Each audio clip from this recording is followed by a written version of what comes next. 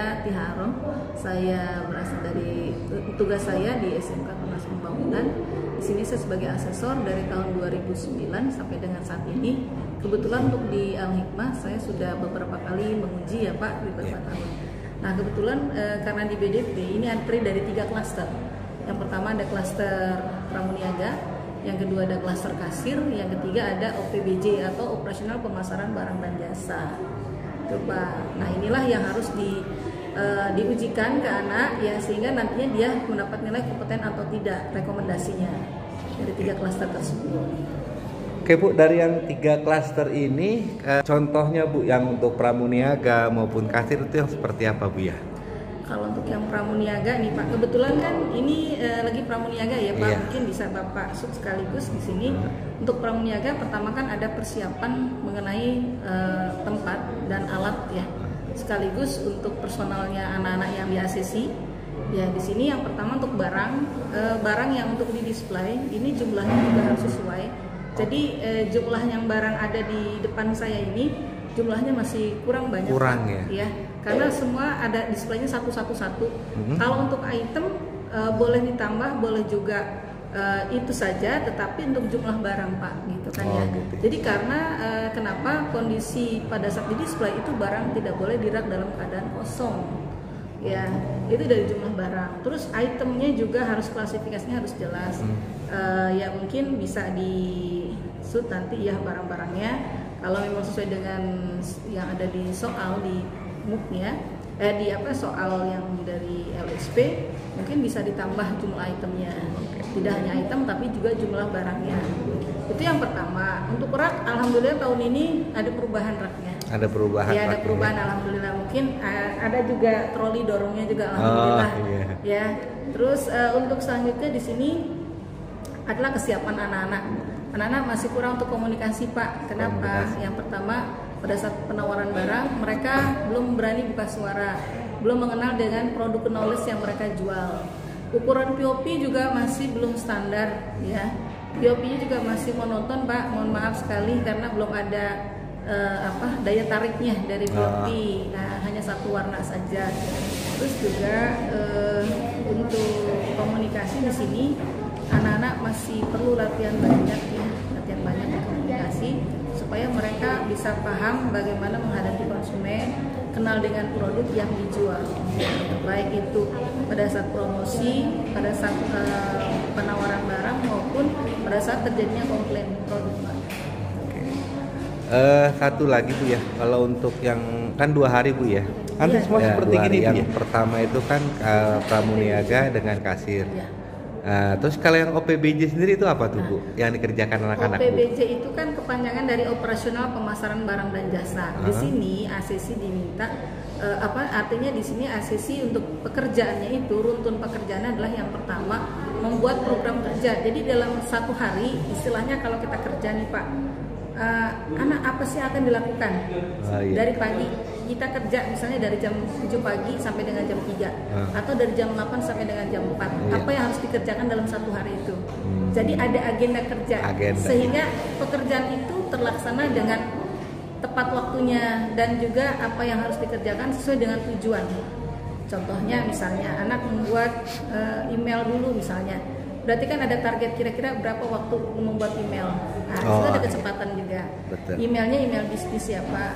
Terus selanjutnya, kalau kemarin emailnya email anak-anak, jadi gambarnya gambar anak-anak semua. Betul. Nah, itu yang harusnya di profilnya juga emailnya bisnis profilnya ya? Email bisnis. Ya, email bisnis itu yang pertama. Yang kedua, untuk penggunaan mengirim email sendiri, anak masih kurang Pak untuk dari bahasanya, dari penulisannya.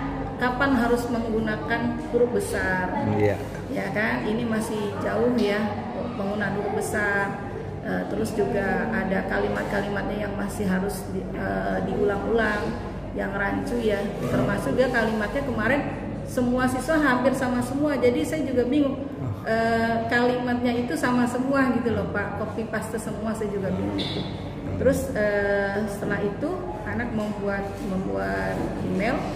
Ya, selain membuat email kan mereka harus ada program Pak. Bagaimana mereka tadi dari hasil soal yang ada di OPBJ adalah Kita menganalisis Pak. Ketika kita bekerja di retail itu terkadang ada saingan Pak. Bukan terkadang tapi memang selalu ada saingan. Nah kita tahu bahwa produk yang kita jual ini hari ini misalnya mengalami penurunan penjualan. Kita harus tahu apa penyebab dari penurunan tersebut. Oleh karena itu harus bisa menganalisis kita dari mana, karena sekarang serba canggih Pak. Kita lihat dari internet, lihat dari IG, lihat dari IG. Kita lihat ratingnya tertinggi dia siapa, baik itu tokonya, produknya, promosinya dan segala macam. Kita baca Pak. Istilahnya kita ngintip-ngintip rumah orang gitu ya Pak. Kira-kira dia bagaimana nih supaya penjualan kita juga bisa meningkat, bisa meniru gitu. Ternyata di situ kita harus bisa menganalisis Pak. Program kita adalah bisa menganalisis kira-kira ratingan dari produk tersebut bagaimana. Misalnya kok di toko depan misalnya jualnya minyak bimoli ya, kok dia bisa ratingnya bisa naik, apa produknya, apa yang digunakan untuk penjualannya, metode apa, strategi apa, promo apa gitu kan. Lalu bagaimana teknis-teknis yang lain-lainnya itu bisa kita pelajari. Kita di situ lebih minta analisis. Kalau misalnya naik 1,6%, nah penyebabnya 1,6% dari mana? Kalau terjadi penurunan misalnya like dan komennya, kenapa bisa like dan komennya bisa menurun? Itu kan kita bisa analisis dari kalimat-kalimat itu. Nah di sini anak-anak kemarin belum bisa menganalisis dari bahasanya, dia bingung. Yang namanya menganalisis kan berarti menganalisa bagaimana dari angka-angka yang sudah muncul, walaupun hanya tinggal ngelihat dari IG. Nah dari situ setelah dianalisis kita kan buat kira-kira kita bagaimana meningkatkan penjualan, berarti kita mencari konsumen. Daftar data pelanggan biasanya ada Pak melalui kartu pelanggan ya, kartu member ya. Kita lihat seberapa sering pelanggan kita beli, itu yang kita datangi mungkin. Tujuannya apa? Membuat upselling Pak, menaikkan penjualan. Nah di upselling ini salah satunya mungkin by phone, kita telepon supaya customer bisa kita tawarkan produk-produk yang sedang promo di toko kita. Nah kita tawarkan melalui kita datangi langsung ya, face to face dengan penjualan langsungnya ya, personal selling yang kita gunakan. Maka di situ kita datangi si customer langsung menawarkan produk. Nah di sini untuk menawarkan produk ada bahan yang kita gunakan untuk membuat, diantaranya adalah membuat bahan promosi ya Pak, PPT, bisa berupa PPT atau Canva. Nah kita buat semenarik mungkin. Nah dari situ nanti sebagai bahan untuk kita presentasi ke customer. Jadi tidak harus mesti Canva, tidak harus mesti PPT Bu ya, apa aja boleh gitu ya. Tapi saat ini kan bisa aja Pak. Misalnya Bapak mau langsung ketemu via, sekarang kan canggih ya. Misalnya Bapak punya alat penunjang lain, misalnya menggunakan iPad, misalnya komputer atau laptop, bisa aja, nggak mesti harus seperti itu. Itu hanya sebatas bidang pekerjaan anak-anak, karena kan anak-anak nggak punya alat komunikasi yang mungkin mumpuni ya istilahnya kan. Jadi kita gunakan alatnya sebagai tadi adalah bukti bukti hasil kerjanya. Kalau untuk yang bahan presentasi memang harus di print out, tujuannya tadi memang sebagai portofolio. Kalau untuk presentasi bisa digunakan apa saja gitu loh. Kalau bukti fisik kan portofolio itu yang nanti dijadikan bahan untuk pertimbangan kita ke LSP Pak. Nah untuk yang laser ini kan biasa transaksi ya yang kita gunakan. Ada yang namanya ACC itu memasukkan modal awal. Nah, yang disebut dengan apa tuh namanya? Deposit bukan Pak. Saya lupa nih. Saya lagi lupa nih namanya nih. Memasukkan modal awal. Iya, memasukkan modal awal. Iya, biasanya sih kalau yang di online biasanya dibilangnya deposit dulu baru bisa ngambil barang. Bukan Pak. Bukan beda ya? Bukan deposit gitu Pak. Kalau deposit itu kan penitipan Pak. Iya, benar. Itu kan penitipan. Kalau ini kasir menerima modal awal, setelah itu dimasukkan ke dalam mesin bahwa kita tadi modalnya berapa. Yang tadi dari uang pecahan, mulai dari angka 50.000 sampai ke bawah. Oh, untuk pengembalian Bu ya? Iya, tujuannya untuk pengembalian. Ya, di situ difokuskan bahwa si kasir nanti jangan lagi dia teriak-teriak untuk kembalian, nggak punya uang kembalian gitu. Jadi harus disediakan uang receh. Mulai dari pecahan terkecil sampai terbesar itu 50 Pak, bukan 100. Kenapa nggak 100? Karena kan kembalian nggak mungkin pakai 100.000 lagi. Iya.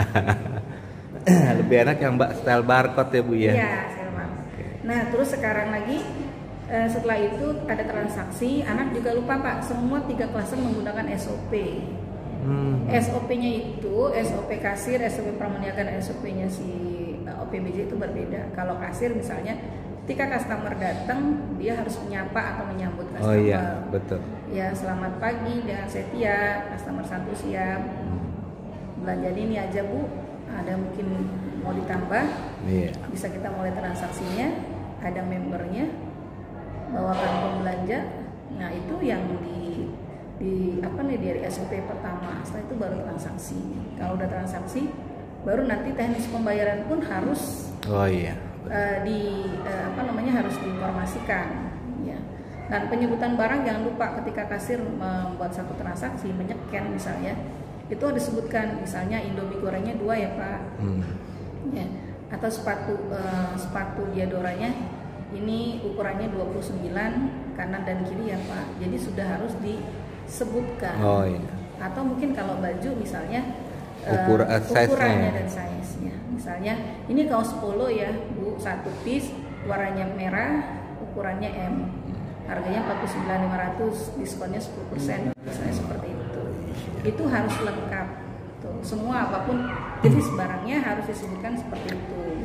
Kalau dia misalnya 10, Indomie gorengnya 10 ya Bu. Itu yang harus disebutkan. Itu namanya SOP kasirnya. Ya, nah terus kalau nanti dia ada upselling itu apa tujuannya? Untuk meningkatkan. Kalau up itu kan meningkatkan. Meningkatkan penjualan. Contohnya barang yang ada di kasir itu harus diinformasikan kepada customer. Contohnya ini kebetulan toko kami sedang ada promo Pak, teh pucuknya beli 2 gratis 1. Bapak mau ambil berapa? Jadi kalau ini roti tawarnya Pak sekalian, mumpung lagi promo di 1 gratis 1. Itu namanya upselling. Atau mungkin juga tarik tunainya Pak. Satu lagi misalnya isi pulsanya. Nah itu bisa saja, itu namanya upselling. Nah itu harus diucapkan juga sebelum transaksi pembayaran. Kalau memang tidak terjadi, berarti tidak terjadi untuk pembelian di upselling, berarti langsung diinformasikan tentang ini total belanjanya jadi 49.500. Mohon maaf Ibu mau bayar pakai tunai atau non tunai? Nah itu harus diinformasikan. Nah kalau sudah dikemas barangnya, terima, dan jangan lupa untuk pengembalian juga harus diinformasikan. Uangnya saya terima ya Pak, Rp100.000. Sambil sekaligus itu Pak, kalau misalnya kita terima uang tunai kan diraba, dilihat dan diterawang ya. Tapi kan nggak mungkin diterawang-terawang kayak gini, nanti customernya marah Pak. Itu nggak sopan. Betul. Jadi cara pertama kita ambil seperti ini, uangnya 100.000 ya Pak, saya terima. Atau saya terima ya Pak, uangnya Rp100.000, sambil dipegang ini, dan kepalanya harus dan mukanya harus ada di depannya itu. Uangnya Rp100.000 ya Pak, saya terima. Jadi ini uang kembaliannya dan struknya, silakan dicek kembali. Jadi setelah itu baru nanti diinformasikan ini barang belanjanya ya Pak. Senang berbelanja di toko kami, senang melayani Anda, selamat datang kembali. Di BDP itu sebenarnya banyak pekerjaan, itu banyak ya, banyak yang harus dibedah lagi, artinya dipersiapkan untuk di bagian apa. Kita baru menyiapkan di okupasi itu hanya 3, baru 3 yang siap untuk diujikan artinya siap untuk nanti ketika diterjunkan ke masyarakat di dunia usaha, mereka baru membutuhkan tenaga ini gitu. Baru pramuniaga, yang kasir, ya tenaga marketing, baik dia online maupun yang offline kan gitu. Pemasaran itu dia bisa komunikasi. Kalau dia nggak berkomunikasi ya percuma gitu kan ya, karena memang orang yang garda terdepan, artinya peningkatan penjualan itu dalam perusahaan adalah orang-orang pemasaran. Kalau pemasaran nggak bisa berkomunikasi, ya sudah di jurusan yang memang ketemunya angka-angka aja. Oke Bu, terima kasih Bu ya. Bersama Pak. Iya. Bismillahirrahmanirrahim. Assalamualaikum warahmatullahi wabarakatuh. Waalaikumsalam. Ya, perkenalkan nama saya Ibu Sri Mardini SPD dari SMK Gita Kirti 1 Jakarta, dan dengan Pak Muhammad Faris dari SMK Tunas Pembangunan yang hari ini mendampingi kalian sebagai asesor, yaitu yang kemarin kalian sudah melaksanakan uji sertifikasi kompetensi untuk klaster kasir dan pramuniaga, dan hari ini kalian akan diuji kompetensi kalian di klaster operasional pemasar barang dan jasa. Oke, kita tentukan waktu. Hari ini ada target kurang lebih sekitar jam 11 sudah mulai pekerjaan sudah selesai. Kemudian nanti di jam 12 sampai jam 2, terakhir jam 3 sudah harus selesai presentasi dan membuat surat pesanan. Ya, kita berdoa mudah-mudahan 2 hari ini kita bisa melaksanakan uji sertifikasi kompetensi ini dengan baik dan mendapatkan nilai yang terbaik. Amin. Gitu ya. Oke, saya rasa itu saja. Semoga tetap tertib dan kita memohon segalanya mendapat kelancaran. Terima kasih. Billahi taufik wal hidayah. Wassalamualaikum warahmatullahi wabarakatuh. Saya Muhammad Faris Muslim, biasa dipanggil Pak Faris. Saya dari SMK Tunas Pembangunan, sekaligus asesor yang diutus dari SMK 6 yang pada hari ini bertugas untuk melaksanakan uji sertifikasi kompetensi di Sekolah Al-Hikmah. Kesan saya melihat anak-anaknya cukup antusias dan terampil. Saya harap hasil dari uji sertifikasi ini bisa berjalan dengan baik dan mendapatkan hasil yang baik dan juga dan semua anak yang melaksanakan uji sertifikasi ini bisa mendapatkan hasil yang kompeten. Amin. Sekian dari saya, kesan-kesannya. Terima kasih. Oke.